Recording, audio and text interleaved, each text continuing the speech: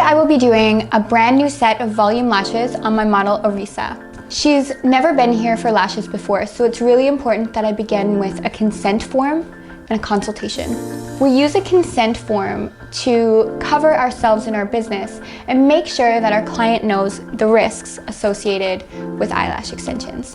When we're doing a consultation, we're of course going to assess our client's eye shape, but there's much more to a consultation than this. We need to understand their lifestyle, their eyebrow, their face shape, to really give them the perfect set of lashes. When we learn about eyelash extensions, we learn about how certain set styles, certain mapping techniques will work best for certain eye shapes. These are great guidelines to follow, but sometimes there's eye shapes that are kind of mixed together. Every person is unique, so something different will work for everyone. It's important that we really follow our instincts and go for the set that you think will suit your client best. So while consulting with Oressa, I found out that she goes to the gym quite often. So I know that she might be best suited for a fill a little sooner than a 3-week mark. I usually suggest when someone does go to hot yoga or to the gym or goes to the sauna or something a lot, that they are aware that their lashes will probably fall off a lot sooner than just an average person's lashes would. Now, when we're working with eye shape, for Oressa, I think the best set that would suit her would be shorter on the inside, going into a cat eye, but instead of finishing with our longest points on the ends, we're going to do our longest points at about where the peak of her eyebrow sits. This way we're complementing not only her eye shape, but her face shape and her eyebrows as well.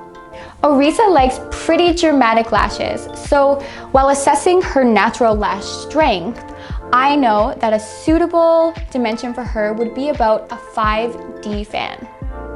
And we're also going for a little bit of a wispy result. So we're gonna mix some classics and some closed fan volumes in there as well.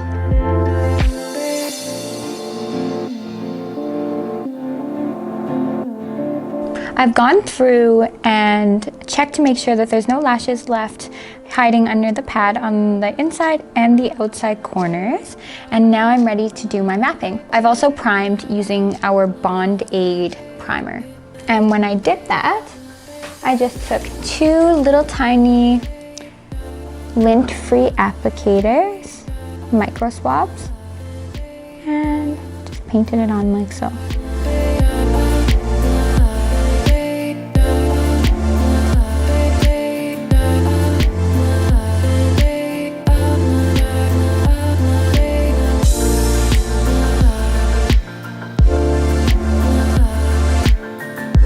Notice that my 12mm sits pretty much exactly where her pupil would be if she were looking forward. And the longest point is just after that. You'll notice that I also didn't skip any lengths in between. This offers a really nice transition and it looks very smooth.